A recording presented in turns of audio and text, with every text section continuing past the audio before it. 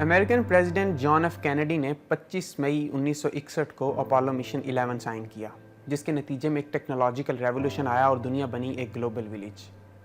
चांद तारों को छूने का ख्वाब इसी के मरहून मिन्नत है।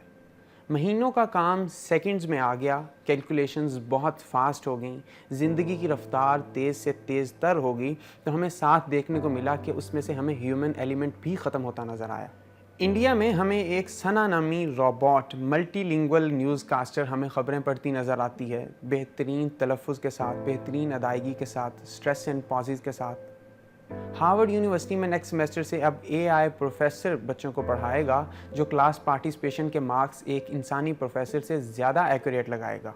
डॉक्टर्स या सर्जन की जगह अब आपको AI रोबोट माइनर सर्जरीज करते दिखाई देते हैं, यानी बड़े बड़े मुश्किल काम जो कभी इंसान किया करते थे, अब छोटे छोटे रोबोट्स ने उनकी जगह ले ली है।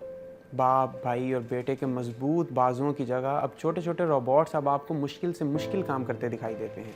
सॉफ्टवेयर कोडिंग, थीसिस लिखना, कंटेंट राइटिंग, ग्राफिक डिज़ाइनिंग, ये सारे काम जो बहुत टाइम टेकिंग थे और बड़ी मेहनत और मुशक्क़त वाले काम समझे जाते थे, ChatGPT-4 के आने से ये सारे एक क्लिक पर आ गए हैं। जहाँ AI ने हमारा हर काम आसान कर दिया, तो हम भी AI पर कुछ ज़्यादा ही डिपेंडेंट हो गए। अब इंसानी नस्ल को आर्टिफिशियल वॉर्म से बढ़ाने की बातें हो रही हैं। हर इंसान के पास ये बायोलॉजिकल लग्जरी नहीं है कि वो अपनी औलाद पैदा कर सके। पूरी दुनिया में तकरीबन 186 मिलियन इंडिविजुअल्स और 48 मिलियन कपल्स ऐसे हैं जो इनफर्टिलिटी का शिकार हैं, जो अपनी औलाद पैदा नहीं कर सकते। और वर्ल्ड हेल्थ ऑर्गेनाइजेशन के मुताबिक तकरीबन 3 लाख ऐसी ख़वातीन हैं जो प्रेगनेंसी प्रॉब्लम्स की वजह से ज़िंदगी हार जाती हैं। आर्टिफिशियल वूम के बारे में मैं जो बात करना चाहूँगा, उसमें मैं एडवांटेजेस और डिसएडवांटेजेस आपको बताऊँगा। तो सबसे बड़ा आई थिंक एडवांटेज ये है कि ये एक ऐसी डेवलपमेंट है टेक्नोलॉजिकल, जिसमें वो कपल्स जो because of some medical reason या इमोशनल रीज़न या एनी अदर रीज़न वो बेबी नहीं ले पा रहे, तो उनको inside the body of the mother वो मदर यूट्रस में, वोम में बेबी को नहीं डेवलप कर सकती, तो उनके लिए एक ऑप्शन है कि वो आर्टिफिशियल वोम में अपने फीटस को ग्रो करवाएं और वो बच्चा उसी तरह ग्रो करे कि जैसे वो अपनी मदर के वोम में या यूट्रस में ग्रो करता है। इसमें एक एडवांटेज मैंने आपको बताया है कि हेल्थ एंगल से भी हो सकता है, इसमें इमोशनल एंगल से भी हो सकता है, इसमें उस एंगल से भी हो सकता है कि लोग जो हैं वो पेन नहीं लेना चाहते। फॉर एग्जांपल मदर पेन नहीं लेना चाहती of keeping the baby inside her womb for 9 months because the human gestation period is 9 months। दूसरे इसके डिसएडवांटेजेस या क्रिटिसिज्म के ऊपर भी काफ़ी बातें हो रही हैं कि मदर का जो एक कनेक्शन और एक बॉन्ड इमोशनली और फिज़िकली डेवलप होता है with the child for the 9 months she keeps the baby inside her womb, वो शायद यहाँ पे नहीं हो सकेगा। हाशिम अल गायली ने इन्हीं तमाम बातों को मद्देनज़र रखते हुए आर्टिफिशियल वॉर्म का कॉन्सेप्ट इंट्रोड्यूस करवाया, और ये इन कपल्स के लिए किसी नेमत से कम नहीं।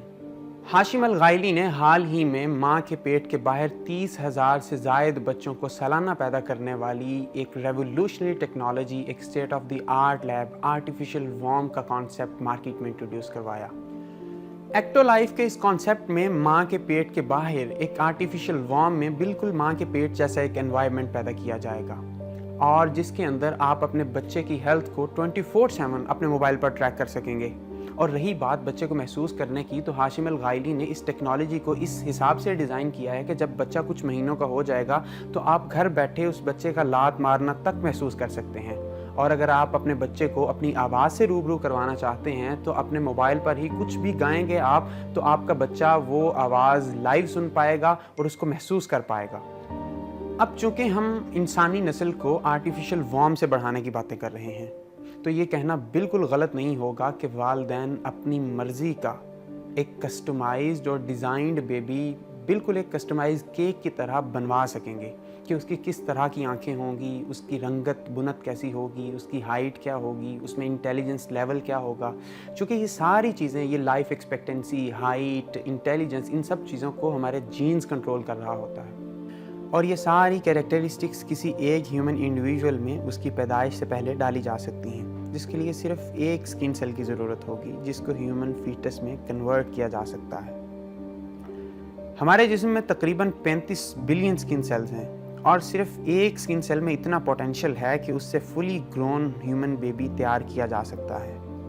सेलुलर रीप्रोग्रामिंग एक ऐसा प्रोसेस है जिसके तहत स्किन सेल्स को फोर्सफुली एम्ब्रियोनिक स्टेम सेल्स में कन्वर्ट किया जाता है, اور ایمبریونک سٹیم سیلز میں وہ کیپیسٹی ہے جس کو آپ باڈی کا کوئی بھی سیل بنا سکتے ہیں، جیسا کہ ہارٹ سیل، لنگ سیل، لیور سیل، نیورونز وغیرہ وغیرہ۔ چونکہ اب یہاں ہم آرٹیفیشلی کسٹمائز اور ڈیزائنڈ بیبی بنانے کی بات کر رہے ہیں، تو ہم ان تمام سیلز کو کنورٹ کرتے ہیں سپرمز اور ایگز میں۔ مگر ابھی تک یہ ساری باتیں ایک کانسیپچول سٹیج پر ہیں۔ اس طرح کی پاور کو ان ایکشن دیکھنے کا مطلب کیا ہوگا اور اس کے نتائج اور اس کے ڈرا بیکس کیا ہوں گے، یہ ہمارے سوچ سے بھی پرے کی بات ہے۔ ہمارے پاس کوئی ریفرنس پوائنٹ نہیں ہے جس کو دیکھ کر ہم یہ بتا سکیں کہ آرٹیفیشل وارم کا فیوچر یہ ہونے والا ہے، کیونکہ ابھی وہ کچھ ہو رہا ہے جو آج سے پہلے کبھی نہیں ہوا۔ اس کے اندر کریشن اور ڈسٹرکشن دونوں کی پاسبلٹیز جو ہیں وہ انفینٹ ہیں۔ زندگی کی اس تیز دوڑ میں صرف وہی انسان سروائیو کرے گا جو اپنے آپ کو بدلتے وقت کے ساتھ ایکلیمیٹائز کر پائے گا۔ So be open to new ideas. یہاں تک اس سوال کا تعلق ہے کہ کیا آرٹیفیشل طریقے سے وارم بنا کے اس میں بچہ پیدا کیا جا سکتا ہے، اس کو ہم دو طریقے سے دیکھیں گے۔ ایک تو یہ کہ علاج کے طور پر اس کو کیا جائے، یعنی ایسے والدین ماں کی کسی بیماری کی وجہ سے یا باپ کی کسی بیماری کی وجہ سے اولاد پیدا کرنے کی پوزیشن میں نہیں ہے، تو علاج کے طور پر ان کے لیے اولاد پیدا کی جائے، تو اس کی تو گنجائش نکل سکتی ہے، کیونکہ علاج کے لیے بہت ساری چیزوں کو جائز قرار دیا جا سکتا ہے۔ یہ بات میں بتا دوں کہ شریعت کا یہ موضوع نہیں ہے، شریعت تو اپنے نارمل طریقے سے جو نارمل زندگی کے احکام ہیں ان پر بات کرتی ہے۔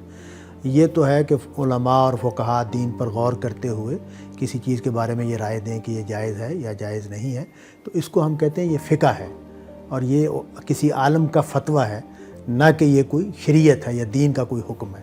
تو اس اعتبار سے اس کو جائز قرار دیا جا سکتا ہے۔ لیکن اگر موڈیفیکیشن کی جائے گی، اس بچے میں کوئی تبدیلیاں کی جائیں گی، تو اس کی اجازت نہیں دی جا سکتی، کیونکہ یہ اللہ تعالیٰ کے کام میں مداخلت کا حکم اس پر اپلائی ہوگا، جو ہم اجازت نہیں دے سکتے۔